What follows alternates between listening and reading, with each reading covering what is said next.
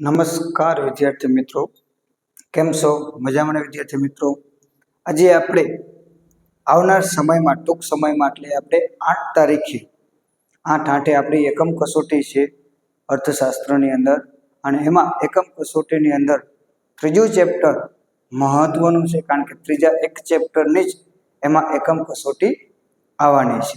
તો વિદ્યાર્થી મિત્રો, આપણે એને ધ્યાનમાં રાખી આજે એકમ કસોટીની અંદર પૂછાતા જે પ્રશ્નો છે ત્રીજા ચેપ્ટરની અંદર, તો એમાંથી 5 ગુણના પ્રશ્નો જે આવી શકે એને આજે આપણે થોડીક ચર્ચા કરશું. તો આજે આપણે એવા પ્રશ્નોની ચર્ચા કરવાની છે કે વસ્તુની માંગને અસર કરતા જે પરિબળો જે છે એ 5 ગુણ માટે આપણને પૂછાઈ શકે તેવા છે. તો આપણે એ પ્રશ્નની આજે ચર્ચા કરશું.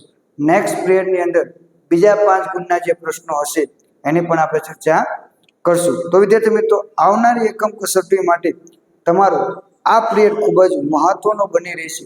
તો વિદ્યાર્થી મિત્રો, તમે આ એકમ કસોટીને ધ્યાનમાં રાખી આપણે જે પિરિયડો એટલે કે આપણે જે લેક્ચર લેવી એના ઉપર ખાસ ધ્યાન આપજો, કારણ કે તમને એની અંદર પૂછાવાની શક્યતા રહેશે. કારણ કે મિત્રો, એક જ પાઠ છે તમારે, અને એક પાઠમાંથી સંપૂર્ણ આખી એકમ કસોટીનું પ્રશ્નપત્ર નીકળવાનું છે. તો એમાંથી આપણે આ પ્રશ્નને આપણે આઈએમપી તરીકે ઓળખી શકીએ છીએ. તો એની આપણે ચર્ચા કરતા પહેલા થોડીક પ્રાથમિક માહિતી જોઈ જોઈશું. તો આપણે પહેલા માંગ વિશે જોઈશું અને પછી માંગને અસર કરતા પરિબળો. કદાચ માંગ વિશે કે ગુણના પ્રશ્નો આવી જાય તો આપણને આવડવા જોઈએ. તો આપણે પહેલા જોઈશું એનો અર્થ. કોઈ ચોક્કસ સમય અને કિંમત ગ્રાહકની વસ્તુ ખરીદવાની ઈચ્છા, શક્તિ અને તૈયારીને શું કહેવામાં આવે છે? વસ્તુની માંગ. જો ખાલી એક ગુણમાં પ્રશ્ન પૂછાય, માંગ એટલે શું? બરોબર, ખાલી એટલું પૂછવામાં, માંગ એટલે શું? તો કે ચોક્કસ સમય, કિંમત, વસ્તુ ખરીદવાની ઈચ્છા, શક્તિ અને તૈયારી. બરોબર, આ 5 તત્વોનો સમાવેશ થાય છે. ચોક્કસ સમયે, કિંમતે, ગ્રાહક વસ્તુ ખરીદવાની ઈચ્છા, શક્તિ અને તૈયારીને વસ્તુની માંગ તરીકે ઓળખવામાં આવે છે. તો યાદ રાખજો, એક ગુણમાં પ્રશ્ન પૂછાય કે માંગ એટલે શું, તો આપણો જવાબ આટલો બનશે. ત્યારબાદ વસ્તુની માંગ, સમય, કિંમત, વસ્તુ ખરીદવાની ઈચ્છા, શક્તિ અને તૈયારી, એમ 5 પરિબળોને આધારે સર્જન પામે છે. જો વિદ્યાર્થી મિત્રો, ઘણા બધા પ્રકાશનમાં તમને આના 6 આપેલા છે, પણ આપણે પાઠ્યપુસ્તક પ્રમાણે કેટલા આવે છે?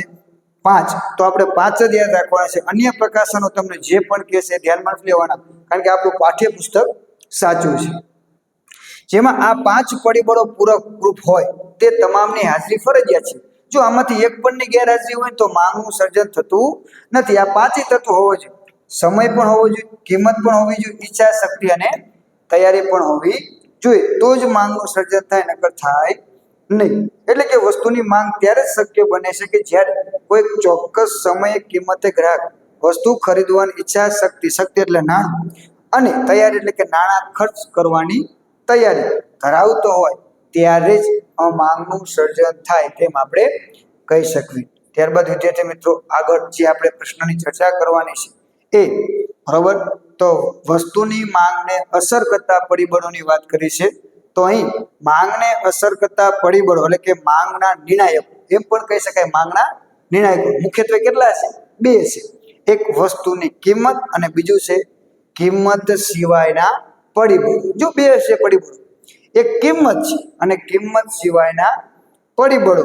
તો આપણે આની વિગતવાર સમજૂતી આપણે જોવાની છે. તો માંગને અસર કરનારા પરિબળો કેટલા છે? એક ગુણમાં અથવા એમસીક્યુમાં પૂછાય તો વસ્તુની માંગને અસર કરનારા પરિબળો જે છે 2 છે, અથવા તો નિર્ણાયકો 2 છે. વસ્તુની કિંમત અને બીજું છે કિંમત સિવાયના પરિબળો. તો આપણે એની વિગતવાર સમજૂતી જોઈશું. તો પહેલું જ છે વસ્તુની માંગને અસર કરતા પરિબળોમાં વસ્તુની કિંમત. બરાબર, વસ્તુની કિંમત સૌથી વધુ અસર કરનાર અને અગત્યનું પરિબળ છે. જો વિદ્યાર્થી મિત્રો, આ પ્રશ્ન પૂછાયેલો છે કે ભાઈ માંગને અસર કરવામાં સૌથી વધુ અગત્યનું અથવા તો સૌથી નિર્ણાયક પરિબળ કયું છે? તો એ વસ્તુની કિંમત ગણવામાં આવે છે. આના સિવાયના પરિબળોની, આપણે કિંમત સિવાયના પરિબળોની પણ ચર્ચા કરશું. એ પણ માંગને અસર તો કરે જ છે ને, પણ સૌથી વધુ જો માંગને કોઈ અસર કરનારું પરિબળ હોય તો એ કયું છે? વસ્તુની કિંમત. એટલે કે આપણું આ પરિબળ એમ કહી શકાય. એક એક ગુણમાં એમસીક્યુમાં પૂછાઈ શકે સૌથી વધુ. કારણ કે જેમ વસ્તુની કિંમત ઘટે વસ્તુ સસ્તી બને છે, તેથી વસ્તુની માંગનું વિસ્તરણ એટલે કે આપણે સામાન્ય રીતે સમજી શકાય વધારો. વિસ્તરણ એટલે શું કહેવાય? વધારો થયો. એટલે કે વસ્તુની કિંમત ઘટે છે ત્યારે લોકોને એ વસ્તુ સસ્તી લાગે છે, એટલે પરિણામે શું કરે છે? વધારે માંગ કરતા હોય તેવું જોવા મળે છે.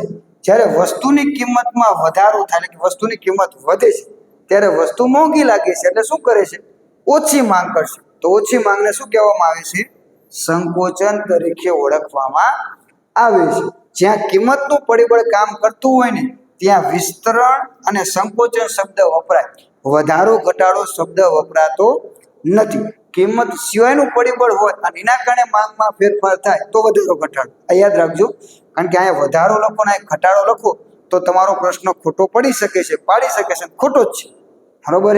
એટલે અહીંયા વિસ્તરણ અને સંકોચન જ લખવું પડે. કેમ? તો કે પરિબળ કયું છે? કિંમત. એટલે યાદ રાખજો, એક એક ગુણમાં એમસીક્યુમાં બધી વસ્તુની કિંમત અને વસ્તુની માંગ વચ્ચે વ્યસ્ત સંબંધ છે. આ પણ યાદ રાખજો, વસ્તુની કિંમત અને વસ્તુની માંગ વચ્ચે કેવો સંબંધ છે? વ્યસ્ત સંબંધ અથવા તો ઋણ સંબંધ છે, એમ આપણે યાદ રાખવાનું. જેથી કહી શકાય કે વસ્તુની કિંમત એ વસ્તુની માંગ પર સૌથી અસર કરનાર નિર્ણાયક પરિબળ છે. એટલે કે સૌથી વધુ આપણે બજારમાં ખરીદી કરવા જઈએ એટલે પહેલું શું આવે? કિંમત. કિંમત સેટ થશે તો બધી બાકી વાત. કિંમત જ અનુકૂળ નથી તો પછી કાંઈ થશે નહીં. એટલે સૌથી વધુ જો નિર્ણાયક પરિબળ હોય તો એ કયું છે? કિંમત જોવા મળે છે. તો વિદ્યાર્થી મિત્રો યાદ રાખજો કે વસ્તુનું કિંમત જે છે એ સૌથી વધુ અને નિર્ણાયક પરિબળ છે તેમ કહી શકાય. તેમાં ઘણી બધી બાબતો આપણે એમસીક્યુમાં પૂછાય એવું તમને મેં હાઇલાઇટ કરી છે, તો ધ્યાન રાખજો. ત્યારબાદ આપણે વાત કરશું વસ્તુની કિંમત સિવાયના પરિબળો. એક પરિબળ વસ્તુની કિંમત હતું, એમાં કોઈ ભાગ નથી પડતા, એક જ છે. પછી કિંમત સિવાયના પણ ઘણા બધા પરિબળો છે, જેની અંદર આપણે વાત કરવા જોઈએ તો વ્યક્તિની અભિરુચિ એટલે કે પસંદગી, વ્યક્તિની આવક, સંબંધિત વસ્તુની કિંમત, ભવિષ્યની કિંમત અંગેની અટકણો, વસ્તી અને વસ્તીનું વય જૂથ. તો આ પરિબળો પણ વસ્તુની માંગને અસર કરતા પરિબળોમાં ગણી શકાય. પણ અહીંયા કિંમત નથી. હવે કિંમતનું પરિબળ આપણે ભૂલી જવાનું છે. કિંમત સિવાયના આ બધા પરિબળો આ પણ વસ્તુની માંગને અસર કરતા પરિબળો છે તેમ આપણે કહી શકાય. તો વિદ્યાર્થી મિત્રો આપણે આને પણ વિગતવાર જોઈ લઈએ, માંગને કઈ રીતે અસર કરે છે, તો એની પણ આપણે ચર્ચા કરશું. તો પહેલું છે વ્યક્તિની અભિરુચિ અને પસંદગી. ગ્રાહક રૂપ વ્યક્તિની અભિરુચિ અને પસંદગી વસ્તુની માંગ ઉપર અસર પાડનારું પરિબળ છે. કે વ્યક્તિની અભિરુચિ એટલે પસંદગી. જો આપણી કોઈ વસ્તુ પસંદગી વાળી વસ્તુ હોય તો એ આપણને પ્રત્યક્ષ રીતે એ ગમતી હોય ત્યારે આપણે થોડીક કિંમતને સાઈડમાં રાખી અને વસ્તુની ખરીદી ઉપર આપણે ભાર મૂકવી છે. વ્યક્તિના ગમો અણગમો, શોખ, પસંદગી વગેરે વસ્તુની માંગમાં ફેરફાર લાવી શકે છે. તમને જે વસ્તુ ગમે છે તો એ વસ્તુ તમે ખરીદવાના છો. જેથી કહી શકાય છે કે વસ્તુની માંગ એ વ્યક્તિની પસંદગી દર્શાવે છે. કારણ કે આપણે ગમે તે વસ્તુની ખરીદી કરતા નથી, આપણી પસંદગી વાળી વસ્તુની જ આપણે ખરીદી કરવી છે. દાખલા તરીકે કે ભાઈ કોઈને વાંચવાનો શોખ છે, ભાઈ નાની ઉંમરથી જ વાંચવાનો શોખ છે તો એનો શોખ બદલાતો નથી.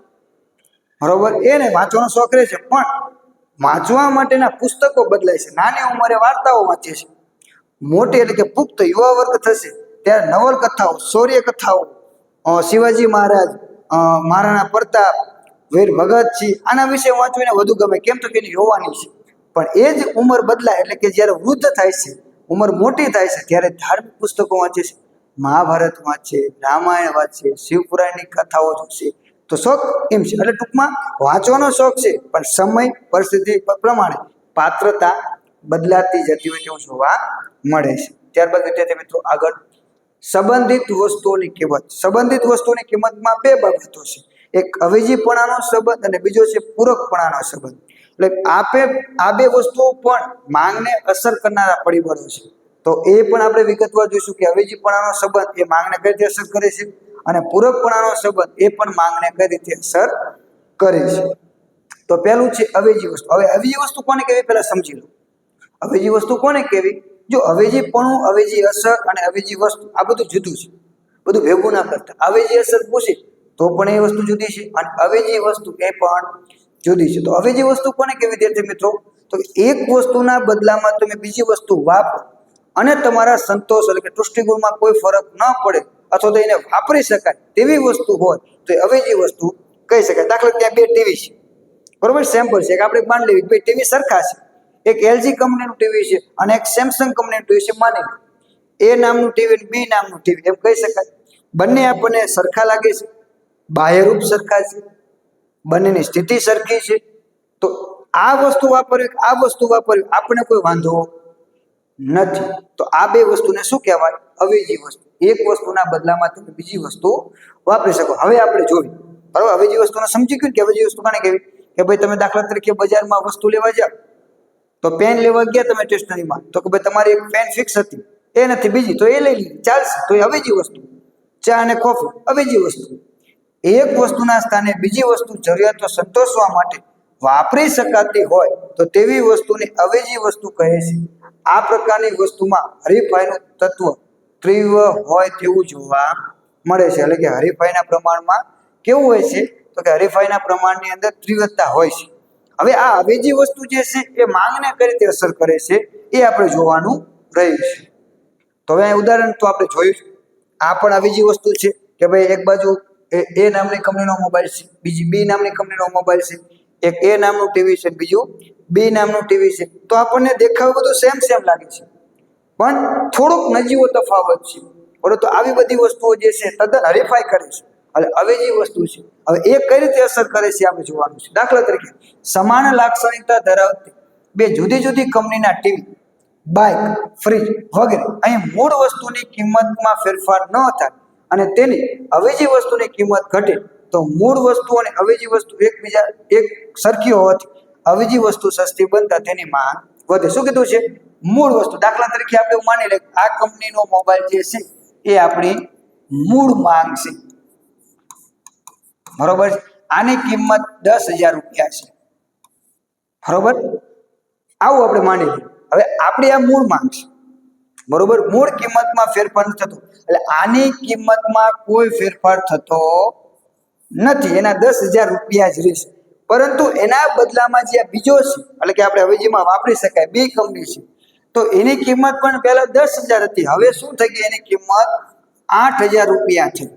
હવે આપણે આના બદલામાં આ કે આના બદલામાં આ વાપરવામાં વાંધો હતો નહીં, પણ હવે શું થયું કે મૂળ વસ્તુ જે હતી, આપણી મૂળ મોબાઈલ જે હતો એની કિંમતમાં ઘટાડો થયો નહીં, પણ એના બદલામાં જે અવેજી તરીકેનો જે મોબાઈલ હતો એની કિંમતમાં ઘટાડો થયો. તો આ બંનેમાંથી સસ્તી કયું થયું?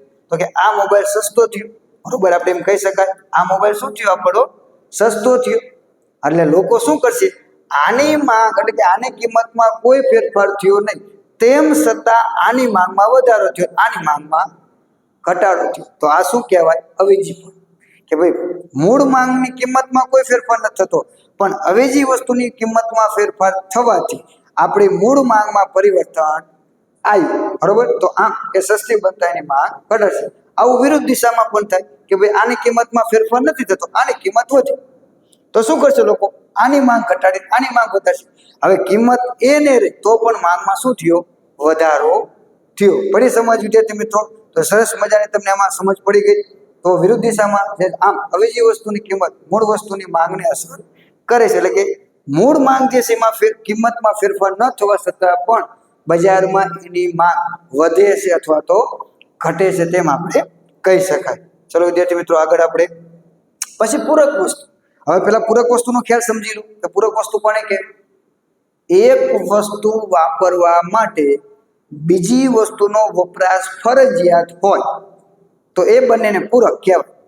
કે દાખલા તરીકે આ બોર્ડ ચલાવવું છે, મારે આ આધુનિક ટેકનોલોજી વાળું બોર્ડ છે એ મારે ચલાવવું છે, એના માટે જરૂરી શું છે? વીજળી. એ અમને લાઈટ જતી રહે તો તમારો મારો સંપર્ક તૂટી જાય, થઈ જાય ને. તો શું છે મતલબ કે આ વસ્તુ વાપરવા માટે વીજળી ફરજિયાત છે, તો એ બંને શું થાય? પૂરક વસ્તુ. બાઇકના બદલામાં પેટ્રોલ, તો બાઇક અને પેટ્રોલ પૂરક. પછી ગેસથી ચાલતો હોય તો ભલે, ઇલેક્ટ્રિક ચાલુ તો ભલે, ઇંધણ એનું પૂરક છે. પંખો એને ચલાવવા માટે વીજળી, તો એ પણ પૂરક વસ્તુ કહી શકાય. તો આવી પૂરક વસ્તુ પણ ક્યાંક ને ક્યાંક વસ્તુની માંગને અસર કરે છે. તો એ પણ જોશું આપણે. તો પૂરક વસ્તુની કિંમત, એક વસ્તુના વપરાશ માટે બીજી વસ્તુ વાપરવી આવશ્યક હોય તો તેવી વસ્તુ એકબીજાની પૂરક વસ્તુ કહેવાય. દાખલા તરીકે મોબાઈલ અને સિમ કાર્ડ. એમના મોબાઈલનું શું કામ છે? કઈ કામ નથી. એસી અને વીજળી, જેમ આપણે પંખાની વાત કરી તેમ. ચશ્માની ફ્રેમ અને કાચ. કાચ ફ્રેમ વગર રહી શકશે નહીં. આપણે લેન્સની વાત નથી કરતા, ચશ્માની વાત કરવી છે. તો ચશ્માના કાચ ફરજિયાત ફ્રેમ હશે એમ આપણે કહી શકાય. તો આ બધી વસ્તુને શું કહેવાય? પૂરક વસ્તુ તરીકે ઓળખી શકાય. હવે આ પૂરક વસ્તુ આપણને કઈ રીતે માંગને અસર કરે છે એ આપણે સમજવાનું છે. અહીં મૂળ વસ્તુની કિંમતમાં કોઈ ફેરફાર થતો નથી. તો અહીં આપણે ઉદાહરણ તરીકે જોઈ લઈએ કે ચશ્મા એ આપણી મૂળ માંગ છે એમ કહી શકાય. બરોબર. તો ચશ્મામાં બે વસ્તુ છે. એક એના શું છે? કાચ છે અને એક બાજુ ફ્રેમ છે એમ કહી શકાય. બરોબર. ત્યારે ચશ્મા આપણને થશે. બરોબર છે. એટલે આપણી આ મૂળ માંગ સાથે આપણે વાત કરવાની છે. બરોબર. એમાં બે બાબતો છે, એક બાજુ કાચ છે અને એક બાજુ ફ્રેમ છે. બરોબર. હવે મૂળ વસ્તુ અને પૂરક વસ્તુ બંને એકબીજાથી જોડાયેલા હોવાથી પૂરક વસ્તુ મોંઘી બનતા તેની માંગ પણ ઘટતા મૂળ વસ્તુની માંગ પણ ઘટે છે. આવું તેનાથી વિરુદ્ધ દિશામાં ફેરફાર વખતે પણ બને છે. સ્પષ્ટ કરે છે કે પૂરક વસ્તુની કિંમત મૂળ વસ્તુની માંગને અસર કરે છે. દાખલા તરીકે આ કાચના કિંમત 350 રૂપિયા છે અને ફ્રેમની કિંમત 1000 રૂપિયા છે. તો કુલ કિંમત કેટલી થઈ? તો કે 1000 ને 350 1350 રૂપિયા કિંમત થઈ. કુલ કિંમત કેટલી થઈ વિદ્યાર્થી મિત્રો? 1350 રૂપિયા થઈ. હવે આપણે આ મૂળ બાબત છે ને કાચ એમ નામ છે. હવે ફ્રેમના ભાવ વધીને 1500 રૂપિયા થઈ ગયા. એ જ ફ્રેમની વાત કરીશું, આપણે બીજા ફ્રેમની વાત નથી કરતા. સેમ. હવે તો એની કિંમત કેટલી થઈ ગઈ? તો કે આમાં 350 ઉમેરવા પડશે. બરોબર. તો 1750 થઈ ગયા. 500 રૂપિયાનો વધારો થઈ ગયો. હવે કાચમાં તો કોઈ ફેરફાર ન થયો ને, 350 50 રહ્યા. પણ ફ્રેમની કિંમતમાં વધારો થયો. હવે ફ્રેમની કિંમત વધતા આપણે આ ચશ્માની જે કાચવાળી જે ફ્રેમવાળી જે માંગ છે એમાં પણ શું આવશે? પરિવર્તન આવશે. કારણ કે મૂળ કિંમત તો શું થઈ ગઈ? વધી. ભલે આપણે આ બાબત ન વધી, પણ ફ્રેમની કિંમત વધતા આપણે કુલ કિંમત કેવી ચૂકવવી પડશે? વધારે ચૂકવવી પડશે. એટલે આની કિંમતમાં ફેરફાર ન થવા છતાં આની માંગમાં પરિવર્તન આવ્યું. તો આને કહેવાય પૂરક કિંમતની અસર, પૂરક વસ્તુની કિંમતની અસર. પડી ગઈ સમજ? તો વિદ્યાર્થી મિત્રો આપણે આગળ જશો. હવે ત્યારબાદ છે ભવિષ્યની કિંમતો અંગેની અટકળો, એટલે કે ભવિષ્યની કિંમતના અનુમાન. એ પણ માંગને અસર કરે છે. અહીંયા પણ કિંમતનું પરિબળ તો કેવું છે? સ્થિર જ છે. કિંમત કામ કરતી નથી. હવે આપણે જોશું કે વ્યક્તિની ભવિષ્યમાં વસ્તુની કિંમત વિશે અટકળો એટલે કે અનુમાન વર્તમાન સમયની વસ્તુની માંગમાં મોટો ફેરફાર લાવે છે. એટલે કે વ્યક્તિની ભવિષ્યમાં વસ્તુની કિંમત વિશેની અટકળો એટલે કે અનુમાન વર્તમાન સમયે વસ્તુની માંગમાં મોટો ફેરફાર લાવે છે. કે દાખલા તરીકે આપણે કોઈ ઉદાહરણ તરીકે જોઈ લઈએ કે દાખલા તરીકે કોઈ સિંગ તેલનો ડબ્બો, બરોબર, 15 લીટર. એની કિંમત કેટલી છે અત્યારે? હાલ મૂળ 1500 રૂપિયા છે એવું અનુમાન આપણે માનવું. બરોબર છે નહીં, પણ આપણે અનુમાન લગાવીએ. 1500 રૂપિયાની કિંમત છે. બરોબર છે. હવે આપણે તેલના ડબ્બાની જરૂર પડી, બજારમાં ખરીદી કરવા માટે ગયા. દુકાનદાર પાસે ગયા, આપણે જ્યાં રેગ્યુલર લેવા જતા હતા. એમને કીધું કે લાવો, મારે સિંગનો તેલનો ડબ્બો જોઈએ છે. એટલે દુકાનદાર આપણને ઓળખે છે. આપણને શું કીધું કે ભાઈ લઈ જવું હોય તો લઈ જાઓ, પણ ભાવ વધવાની હોય એવી સ્થિતિ લાગી છે. હવે આપણે જરૂર એક ડબ્બાની હતી, પણ એને શું કીધું કે ભાવ વધશે એવું લાગે છે. તો શું કરશું? એક ડબ્બો ને 2 ડબ્બો આપો. તો કિંમત તો એને જ રહી ને 1500 રૂપિયા. આપણે પહેલા એક માંગ કરતા હતા, પણ ભાવ વધવાના છે એવું અનુમાન મળ્યું, એટલે આપણે 2 ડબ્બાની ખરીદી કરી. તો કિંમત એને રહી, પણ તેમ છતાં માંગમાં વધારો થયો. અને એનાથી વિરુદ્ધ જો કદાચ આપણને એમ કે અત્યારે જરૂર હોય તો લઈ જાઓ, પણ હવે ભાવ ઘટવાની ગણતરી છે, તો શું કરશે? અત્યારે ન જોતો, લીટર આપી દો, પછી ઘટશે એટલે હું તેનો ડબ્બો લઈ જાઉં. તો અત્યારે હકીકત એની માંગ હતી, પણ તેમ છતાં માંગ થઈ નહીં. તો આ કિંમત વધવાનું અનુમાન છે, તો અત્યારે વર્તમાનમાં શું થશે? માંગ વધશે. અને કિંમત ઘટવાનું અનુમાન છે, તો વર્તમાનમાં માંગ વધે. કિંમતમાં આપણે મૂળ કિંમત તો ફેરફાર જ નથી થતો, 1500 ને 1500 જ રહેશે, એમાં કોઈ ફેરફાર નથી થતો. તેમ છતાં બજારમાં માંગ કાં તો વધે છે કાં તો માંગ ઘટે છે. તો પડી ગઈ સમજ વિદ્યાર્થી મિત્રો કે અહીં ભવિષ્યની કિંમતના અનુમાનો કે અફવાઓ જે છે એ પણ વર્તમાન સમયમાં માંગને અસર કરે છે, કિંમતમાં ફેરફાર થતો નથી. ત્યારબાદ વસ્તી અને વસ્તીનું વય જૂથ. જો બે બાબત છે આમાં, એક વસ્તી છે અને વસ્તીનું વય જૂથ.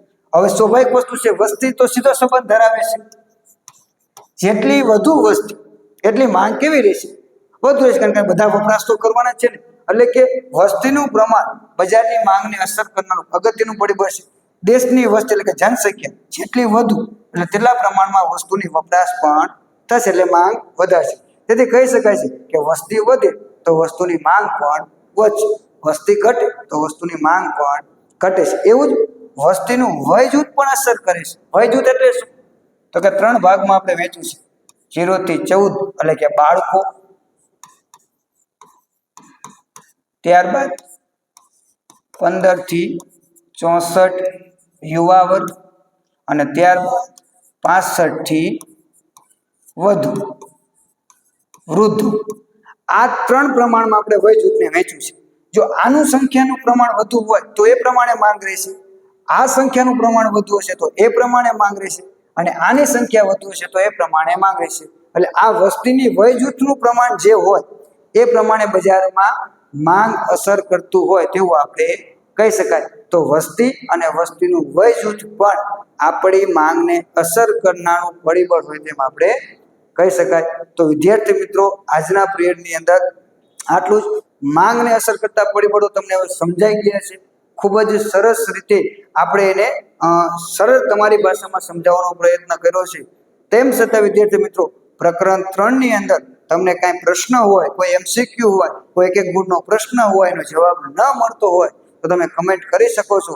પરંતુ આપણી એકમ કસોટીની અંદર 25 માંથી 25 ગુણ આવે એવા પ્રયત્નો આપણે કરવાના છે. તો એના માટે આપણે નેક્સ્ટ બીજા પિરિયડની અંદર આપણે એકમ કસોટીને લૂપ બીજા પ્રશ્નો સાથે મળશું.